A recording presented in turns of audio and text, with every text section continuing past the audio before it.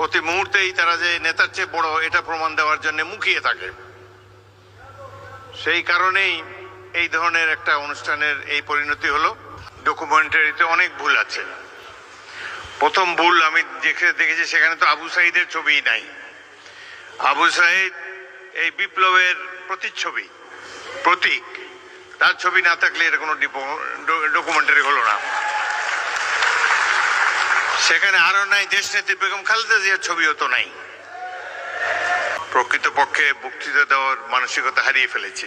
যে দৃশ্য এখানে দেখলাম সেটিতে অত্যন্ত দুঃখিত এবং লজ্জিত হয়েছি, ব্যথিত হয়েছি। জুলাই যোদ্ধাদের একটি মিলন মেলা দেখতে পেয়েছিলাম সকালে। জাতীয় ঐক্য সহজেই প্রতিভাত হয়েছিল, কিন্তু বিকেলের এই অনুষ্ঠানটিতে যা দেখলাম এটি অভিপ্রেত ছিল না, একেবারেই অনভিপ্রেত। এখানে তো আবু সাঈদের ছবিই নাই।